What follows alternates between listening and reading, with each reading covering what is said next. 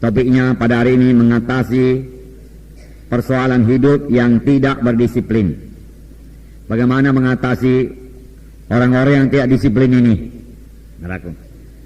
Sebab minggu yang lalu kita sudah melihat menjadi murid itu harus berdisiplin. Kalau tidak disiplin namanya bukan murid.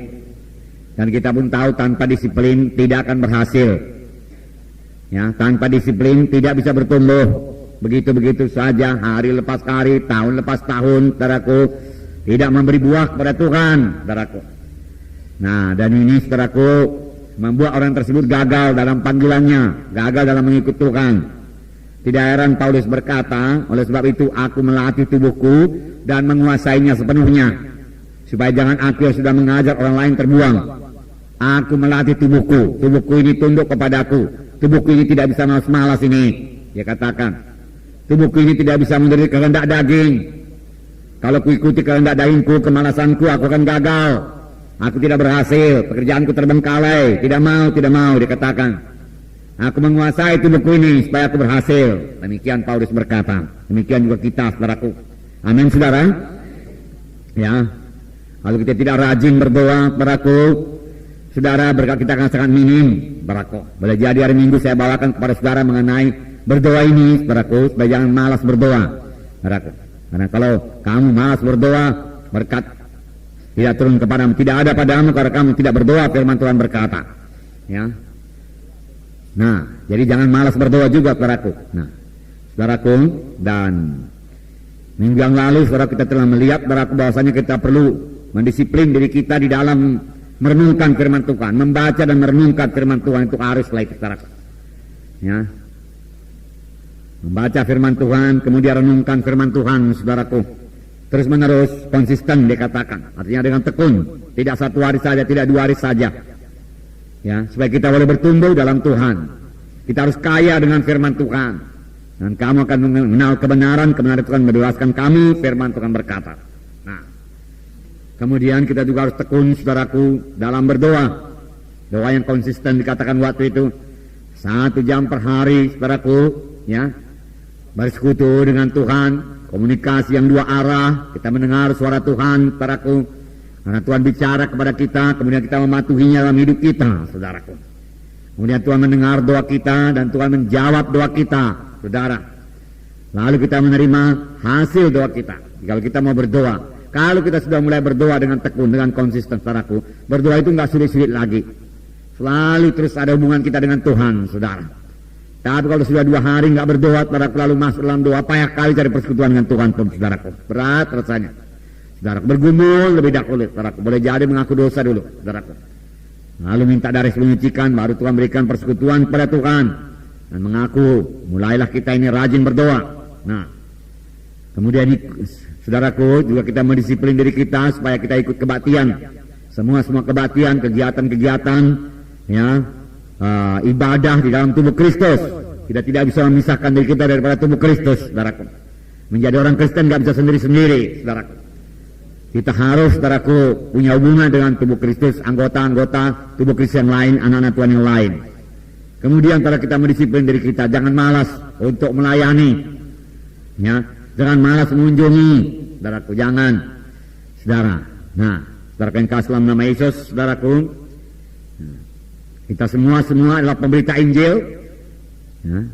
Kita semua saudaraku, anak-anak Tuhan, ikut menggenapkan perintah agung. Sebagaimana sudah kita lihat, dengar waktu seminar kita beberapa minggu yang lalu, saudaraku, bahwasanya perintah agung itulah bagi semua anak-anak Tuhan. Semua itu hanya bisa dilaksanakan, saudaraku, dengan berhasil kalau hidup kita berdisiplin. Amin, saudara. Kalau hidup kita tidak disiplin, saudaraku, ya, tidak berdisiplin, maka kita tidak akan bisa mengenapkan perintah agung dalam hidup kita. Kalau hidup kita tidak berdisiplin, saudaraku, maka doa kita juga tidak akan teratur, saudaraku. Ya.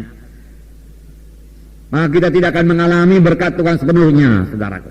Oleh sebab itu sekali lagi firman Tuhan berkata, Tuhan Yesus berkata, barang siapa mau mengikut aku, dia harus menyangkal dirinya, mengangkat salibnya, mengikut aku. Dan Paulus berkata, aku melatih tubuhku dan menguasainya sepenuhnya, supaya jangan aku yang sudah mengajar orang lain terbuang. Karena saya tubuh kita ini. Haleluya. Nah, saudaraku, kita membaca dari lembaran.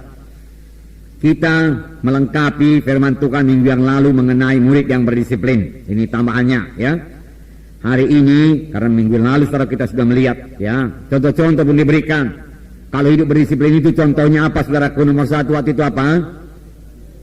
Prajurit. Yang kedua, olahragawan, atlet ya, yang hidupnya tidak bisa sama dengan orang lain, yang menyangkal diri soal makanan, latihan keras ya. Demikian juga prajurit latihan keras karena memakai selengkap senjata ya. Memeriksa senjata yang selalu apakah semua berfungsi dengan baik. Saudaraku. Kemudian saudaraku, satu contoh lagi yaitu petani, saudaraku, yang memandang ke depan, yang punya visi ya. Jika dia bergairah mengerjakan apa yang perlu dikerjakan sekarang, saudaraku. Kadang-kadang orang tenggelam dalam goal di depan itu saja. Tapi apa yang perlu dikerjakan saudaraku sekarang ini, besok, lusa, seminggu, 2 minggu, 3 minggu untuk mencapai goal itu, dia lupa, saudaraku. Ada petani tidak demikian. Karena dia melihat ke depan, saudaraku, dia akan menuai, saudaraku, 100 kali ganda. Maka apa yang perlu dia kerjakan sekarang ini, dia kerjakan, saudaraku. Dia cabut rumput-rumput, saudaraku, dia berikan pupuk, saudaraku, dan lain sebagainya, saudaraku. Dia lihat apakah ada hama, apakah ada wereng, saudaraku. Lalu segera dia tanggulangi, saudaraku, karena dia melihat hasilnya. Kadang-kadang banyak anak Tuhan terbuai hasil 10.000, oke 10.000. Tapi menuju 10.000 itu, saudaraku, dia tidak berbuat apa-apa, nggak bisa. Ya, harus bekerja keras untuk mencapai 10.000 itu. Amin. SKS saudara harus berbelah, hitung, saudaraku, hitung. Ya.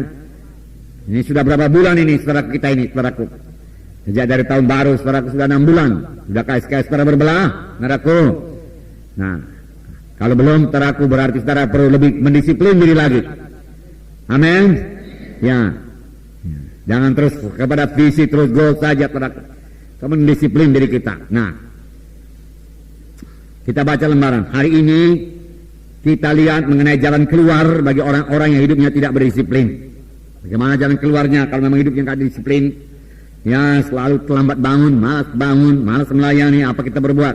Ya. Tidak cukup hanya mengetahui saja, tapi kita perlu memiliki hidup yang berdisiplin. Ya, saudara tahu saja, saudaraku, seperti minggu yang lewat, perlu disiplin. Kalau tidak disiplin, maka saya akan gagal. Tidak disiplin, saya tidak bisa berbuat. Tetapi saudaraku, saudara belum juga disiplin. Nah, saudara nggak tahu bagaimana jalan keluarnya, nggak guna. Tidak cukup hanya mengetahui perlunya disiplin, saudaraku. Kita juga perlu mengetahui kalau memang kita belum disiplin, bagaimana jalan keluarnya, bagaimana mengatasinya. Amin, saudara. Ini berarti kita harus mengetahui bagaimana jalan keluar dari hal tersebut. Dapatkah kita tertolong? Memang hal ini amat sulit diatasi, saudara. Tapi dapat, amin, saudara. Dengan pertolongan Tuhan tentunya. Ya, sebab dalam Tuhan kita ini sudah menjadi kejadian yang baru. Perkara lenyap, perkara baru sudah timbul. Amin, saudara. Dan Tuhan telah memberikan Roh Kudus kepada kita, di mana dikatakan, jika dengan Roh itu kamu mematikan perbuatan tubuh, maka kamu akan hidup. Jadi cukup kelengkapan diberikan oleh Tuhan. Yang perlu bagi kita, sama seperti yang Paulus berkata, bertindak. Latih tubuh kita ini terkuasai sepenuhnya. Nah, dalam pembimbingan pribadi, kita sering menjumpai hal-hal seperti ini.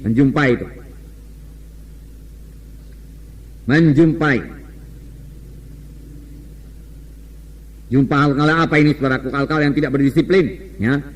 Apa ya, aku nggak bisa bangun pagi-pagi, aku nggak bisa berdoa 1 jam, dia katakan, ya.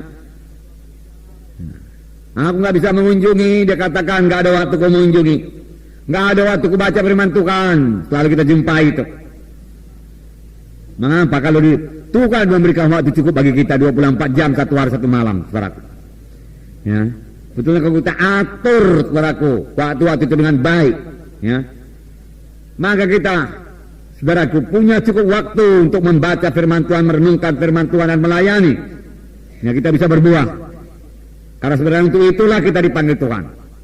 Nah, saudara, jadi sering kita jumpai itu, saudaraku, di dalam pembimbingan, saudaraku. Nah, sering jiwa membuat alasan. Ini memang sudah pembawaannya, sehingga mereka merasa tidak bertanggung jawab untuk berubah karakternya. Saudaraku, ya memang ini sudah pembawaan saya, sifat saya ini nggak bisa lagi berubah, dikatakan. Sehingga mereka, kalau kita saudaraku berpendapat itu pembawaan nggak bisa lagi berubah, ya, maka saudaraku itu akan terus melekat kepada kita. Padahal firman Tuhan tadi berkata, siapa yang ada dalam Kristus, ialah kejadian yang baru. Perkara lama sudah lenyap, yang baru sudah timbul.